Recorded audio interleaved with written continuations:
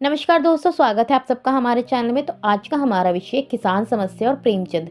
प्रेमचंद जी ने अपने युग के अंदर किसान की समस्याओं को अपनी रचनाओं के माध्यम से उजागर करने का महत्वपूर्ण प्रयास किया है। तो आइए शुरू करते हैं हमारे आज के विषय को। प्रेमचंद जी के युग में किसानों को 3 भागों में विभाजित किया जाता था। पहले वे किसान थे जिनके पास अपनी जमीन थी, वह जमीन पे जोत का अधिकार था, लेकिन वे कृषि का कार्य नहीं करते थे। दूसरे वे थे जिनके पास ना जमीन थी ना अधिकार था, लेकिन वे दूसरों की जमीनों पर कृषि का काम करके मजदूरी के रूप में काम करते थे। परंतु तीसरे वे किसान थे जिनके पास जमीन थी, वह जोत का अधिकार भी था और वह सर्वे ही खेती का काम भी करते थे। जमीन को कर के रूप में भुगतान भी करते थे।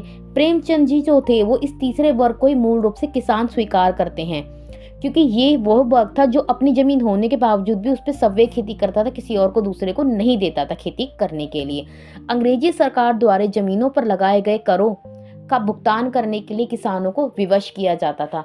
अन्यथा इसके बाद अंग्रेजों ने क्या करा था कि किसानों के लिए ना बस कर वसूल करने के लिए दलालों को रख लिया था कि जो दलाल थे वो किसानों के पास जाते थे और कर की वसूली कर करके लेके आते थे।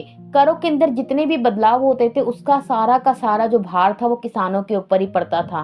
जहां अंग्रेजों द्वारा 10 रुपए निर्धारित की गई राशि थी कर के रूप में, वहीं अब जमींदारों ने जो दलाल रखे हुए थे वो बढ़कर कोई 60 रुपए वसूल कर जाते थे, कभी 70 रुपए तो कभी 80 रुपए, जिसके साथ साथ उनको नजराने, बेगार, शगुन आदि का भी बोझ सहना पड़ता था। जिसके पास धन है वो तो दे गई, परंतु जिसके पास नहीं होता था उसको भी इसको कहीं ना कहीं से करके भुगतान करना ही पड़ता था। चाहे उनकी इच्छा हो या ना हो, उनको इसका भुगतान करना ही करना है। जमींदार जो थे वो अपनी मर्जी से किसानों से समय समय पर थोप देते थे। इससे वे जो थे महाजन, सूदखोर आदि का दुष्चक्र जो था उसके अंदर किसान ऐसे फंस चुके होते थे कि उससे छुटकारा पाना उनका नामुमकिन हो जाता था।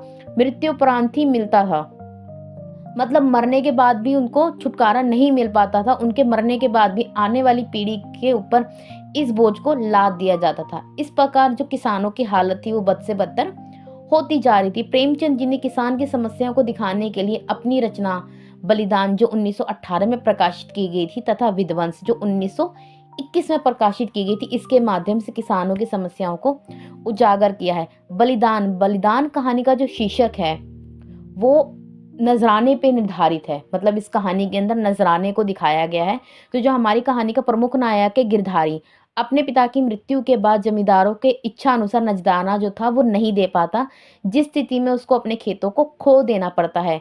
प्रेमचंद जी ने अपनी इस कहानी के माध्यम से किसानों को अपने खेतों के प्रति जो लगाव होता है उसको चित्रित करते हुए दिखाया है कि मतलब जो एक किसान होता है वो खेतों को अपने बच्चों की तरह सींचता है, उनको प्यार करता है, उनको रोकता है और उसकी मृत्यु हो जाती है। तो जो गिरधारी होता है उसका भी जो अत्यंत प्रेम होता है अपने खेतों के साथ, तो गिरधारी की जो आत्मा होती है वो उन खेतों पे मंडराने लग जाती है, जिसके कारण कोई भी जो होता है किसान उस खेत को लेने से इनकार कर देता है और उस खेत को जोत भी नहीं पाता। यहाँ जो गिरधारी की आत्मा है ना, वो एक तरीके का क्या कहते हैं सत्याग्रह का प्रदर्शन कर रही थी कि मैं अपने खेतों को किसी का नहीं होने दूंगी।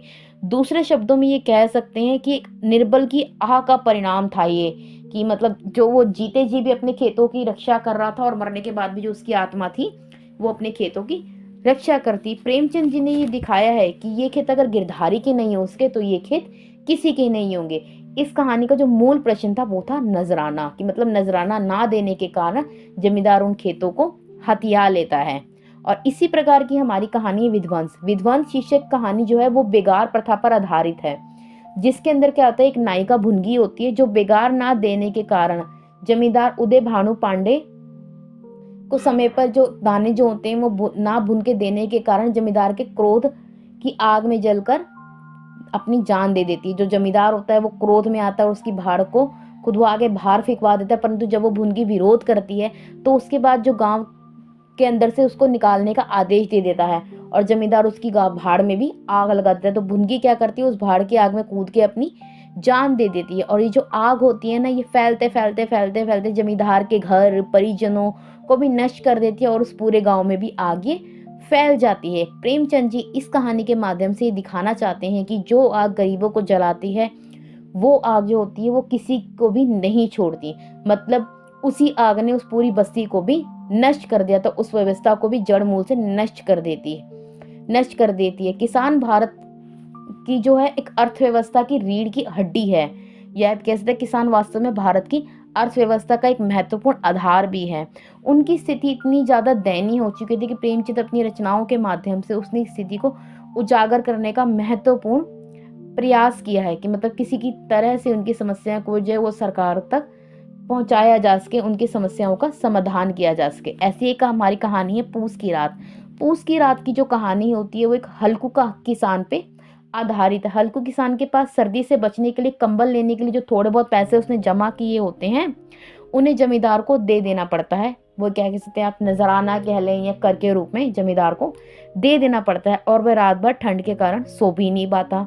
जब रात में जानवर आके खेतों को नुकसान पहुंचाते हैं तो वह ठंड के कारण उन्हें भगा भी नहीं पाता। तब उसकी पत्नी दुखी होकर हल्कू से मजबूरी में कहती है कि वे माल गुजारी का काम करना शुरू कर दे। तो यहाँ जो कहते हैं ना, किसान की वास्तविकता स्थिति को प्रकट किया जा रहा है। प्रेमचंद का किसानों के प्रति जो अधिक लगाव था वो किसानों को स्थिति को देखने को मिला है। प्रेमचंद जी ने अपनी रचनाओं के माध्यम से किसानों की स्थिति को दर्शाया है कि किसानों को किस प्रकार के शोषणों का सामना करना पड़ रहा है, जमींदारों का किस प्रकार से गैर नाजायज, जो कह सकते हैं ना गैर नाजायज, वो सब कर उनको भुगतने पड़ रहे हैं। जमींदारों के प्रति अपना आक्रोश व्यक्त करते हुए वे इनकी समस्याओं को समाप्त करने व प्रकट करने की भी पूर्ण रूप से बात करते हैं। आज भी इनकी मृत्यु के लंबे समय बाद के उपरांत भी आप ये कह सकते हैं किसानों की जो समस्या हैं वो ऐसी की ऐसी हैं। मतलब उनकी समस्याओं को सरकार का ध्यान केंद्रित करना पड़ता है। किसानों को अपनी समस्याओं को खुद सरकार के पास लेके जाना पड़ता है, उनका ध्यान केंद्रित करवाना पड़ता है। इसके उपरांत भी उत्तर प्रदेश, गुजरात, आंध्र प्रदेश तथा अन्य राज्यों में किसानों की जो स्थिति है वो बद से बहाल हो चुकी है। मतलब बद से बदतर आप कह सकते हैं। बहुत बुरी हालत में किसानों की स्थिति है कि मतलब उनके ऊपर टैक्स लग चुके हैं, अपनी खेतों की उपज के उतने मूल नहीं मिल पाते जितने उनकी श्रम लगता है, जिसके कारण वो अपने घर का भी भरण पोषण नहीं कर पाते, खेती भी पूर्ण रूप से नहीं कर पाते। आज का ये टॉपिक हमारा यहीं खत्म होता है। तो कल मिलते हैं एक नए टॉपिक के साथ। If you like our videos please like, share and subscribe our channel for more videos. तब तक के लिए बाय बाय।